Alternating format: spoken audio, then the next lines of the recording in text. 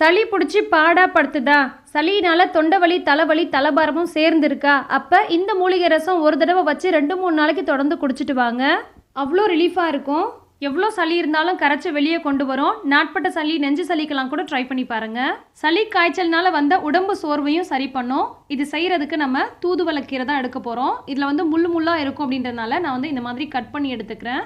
எடுக்கும் போது இந்த மாதிரி கொஞ்சம் கேர்ஃபுல்லாக எடுக்கணும். முள் செம்மையாக குத்தும். தூதுவளை கீரை வீட்டில் இல்லாதவங்க கீரை கொண்டு வர பாட்டிகிட்ட சொல்லி வச்சிங்கன்னா அவங்க கொண்டு வருவாங்க. அப்படி இல்லைன்னா நீங்கள் ட்ரை பவுடராக நாட்டு மருந்து கடையில் கிடைக்கும். தூதுவளை பொடின்னு சொல்லி கேட்டு வாங்கிக்கோங்க. அதை கூட நம்ம பயன்படுத்திக்கலாம். இது அந்த தண்டுகளோடவே சேர்த்து சின்ன சின்ன பீஸா கட் பண்ணிவிட்டு இதை நல்லா வாஷ் பண்ணி எடுத்துக்கோங்க. 2-3 முறை வாஷ் பண்ணிவிட்டு அதுக்கப்புறமா மிக்சர் ஜாரில் சேர்த்து முடிஞ்ச வரைக்கும் இந்த மாதிரி நைஸாக அரைச்சி விட்டு எடுத்துக்கோங்க. சளியை குணப்படுத்துறதுக்கான, சளி சம்பந்தப்பட்ட பல்வேறு பிரச்சனையை சரி பண்ணுறதுக்கான, காய்ச்சல்னால வந்த உடல் சோர்வை சரி பண்ணுறதுக்கான எல்லா மருத்துவ குணமும் இந்த தூதுவளையில இருக்கு. அரைச்ச தூதுவளை ஒரு ஓரம் இருக்கட்டும். இப்ப நெல்லிக்காய் சைஸ் புளி எடுத்து நல்லா கையால் இந்த மாதிரி பிசைஞ்சு விட்டு கரைச்சு விட்டு இந்த நாரை மட்டும் வெளியே எடுத்துருங்க. புளி கரைச்ச இந்த மாதிரி பெரிய பெரிய நாரை மட்டும் எடுத்தாலே போதும். எல்லாத்தையும் கம்ப்ளீட்டா வடிகட்டணும்னு கிடையாது. இல்ல உங்களுக்கு வடிகட்டினாதான் பிடிக்கணும், நீங்க வடிகட்டிக்கலாம். இது கூட அரைச்ச தூதுவளை பேஸ்டையும் சேர்த்துட்டு கூடவே கொஞ்சமா தண்ணி சேர்த்து அலசி அதையும் இது கூட ஊத்திக்கோங்க. இது ஒரு ஓரம் இருக்கட்டும். இப்போ ஒரு மிக்சர் ஜார்ல 1 டேபிள் ஸ்பூன் அளவுக்கு முழு மிளகு சேர்த்துக்கோங்க. நல்லா ஃப்ரெஷ்ஷாக பொடி பண்ணி தான் சேர்க்கணும். மிளகு பொடியாக சேர்க்கக்கூடாது. அப்போ தான் அதோட மருத்துவ குணம் நமக்கு முழுசாக கிடைக்கும். கூடவே 1 டேபிள் ஸ்பூன் அளவுக்கு சீரகம் சேர்த்துக்கோங்க. இது கூடவே 10-15 பல் பூண்டு சேர்த்துக்கோங்க. முழு பூண்டோட மேல் தோலை மட்டும் எடுத்தால் போதும். ஒவ்வொரு பல்லுக்கும் தோல் எடுக்கணும்னு அவசியம் கிடையாது. இந்த மாதிரி கொரகொரப்பாக அரைச்சி விட்டு எடுத்துக்கோங்க. ஏற்கனவே அரைச்சி வச்ச மிளகு சீரக பொடி சேர்க்கும் போது அவ்வளோ ஃப்ரெஷ்ஷாக இருக்காது. பட் இந்த மாதிரி நீங்கள் மிளகு சீரக பொடி ஃப்ரெஷ்ஷாக அரைச்சி சேர்க்கும் போது நல்ல காட்டமாக அந்த மருத்துவ குணம் நமக்கு ஃபுல்லாக கிடைக்கும். அரைச்ச இந்த பேஸ்ட்டை புளி தூதுவளை தண்ணியில் சேர்த்துக்கோங்க. இது எல்லாத்தையும் சேர்த்துட்டு நல்லா கலந்து விட்டுக்கோங்க.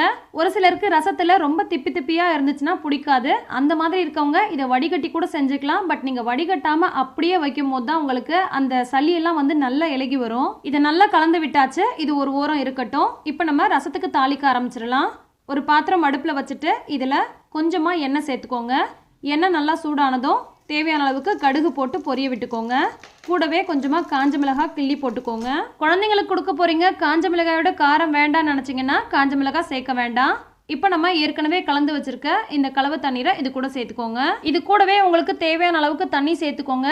அதே மாதிரி நான் இதில் மஞ்சள் பொடி சேர்க்கல. உங்களுக்கு வேணும்னா நீங்கள் மஞ்சள் பொடி சேர்த்துக்கோங்க. நான் இந்த கிரீன் கலர்லேயே இருக்கணும் அப்படின்றதுக்காக மஞ்சள் பொடி சேர்க்கல. பட் மஞ்சள் பொடி சேர்க்கறதுனா சேர்த்துக்கலாம். இது கூட தேவையான அளவுக்கு உப்பு சேர்த்துக்கோங்க. லாஸ்டா இது கூட ஒரே ஒரு தக்காளி பழம், நல்ல பழுத்த தக்காளி பழமா பொடியா கட் பண்ணி வச்சிருக்கேன். அதை இந்த மாதிரி கையால நல்லா மசிச்சு விட்டு சேர்த்துக்கோங்க. ரசத்தோட ஹீட்லயே தக்காளி வெந்து குழஞ்சிரும். அதனால நான் கடைசியா சேர்க்கிறேன். நீங்க ஃபர்ஸ்ட்லயே சேர்க்கறதுனாலும் சேர்த்துக்கோங்க. எல்லாத்தையும் சேர்த்தாச்சு. ஒரு முறை நல்லா கலந்து விட்டுக்கலாம். உப்பு பத்துதா பத்தலையான்னு பார்த்துட்டு தேவைப்பட்டா சேர்த்துக்கோங்க. தூதுவளை அரைச்சு விட்டு வைக்கிறதுனால இந்த ரசம் டேஸ்ட் எப்படி இருக்கும்னு ஒரு சிலருக்கு டவுட் இருக்கும். கண்டிப்பா ஒன்ஸ் ட்ரை பண்ணி பாருங்க. ட்ரஸ்ட் மீ, செம்ம டேஸ்டா இருக்கும். யூஸ்வலா ரசம் வைக்கிறத விட இந்த மாதிரி மூலிகை ரசம் அடிக்கடி வைக்கலாமேன்னு நீங்களே ஃபீல் பண்ணுவீங்க. இப்போ ஒரு மூடி போட்டுட்டு இது லைட்டா கொதி வர்றது வரைக்கும் நம்ம வெயிட் பண்ணலாம். கொதிக்க கூடாது. இந்த மாதிரி நல்லா நுரைச்சு வரணும். இந்த சமயத்துல கொஞ்சமா நாட்டு சர்க்கரை ஒரு 1/4 ஸ்பூன் அளவுக்கு சேர்த்தா போதும். லைட்டா தண்ணி ஊத்திட்டு ஸ்டவ் ஆஃப் பண்ணிடுங்க. அப்ப கொதி வராம இருக்கும். எப்போதுமே ரசம் வைக்கும் போது ரசம் கொதிக்க கூடாது, டேஸ்ட் மாறிடும். அதே மாதிரி ரசம் வச்சு முடிச்சதுமே ஒரு முறை கலந்து விட்டுட்டு நல்ல லிட்டு போட்டு க்ளோஸ் பண்ணிடணும். அப்பதான் நம்ம சாப்பிட்ற வரைக்கும் அந்த மனமும் சுவையும் மாறாம அப்படியே இருக்கும். இந்த மாதிரி மூலிகை ரசம் வச்சு சாதத்தை குழைய வடிச்சு சுட சுட ரசத்தை ஊத்தி உருளைக்கிழங்கு வறுவலோ மீன் வறுவலோ வச்சு சுட சுட சாப்பிட்டு பாருங்க. சளி எல்லாம் காணாம போயிடும். ஸோ இந்த ஹெல்தியான ரசம் நீங்களும் ட்ரை பண்ணுங்க. இந்த மாதிரி சிம்பிளான ஹெல்தியான ரெசிபிஸ் நிறைய தெரிஞ்சுக்க உடனே சப்ஸ்கிரைப் பண்ணி ஃபாலோ பண்ணுங்க. அஸ்ஸலாமு அலைக்கும். பாய்.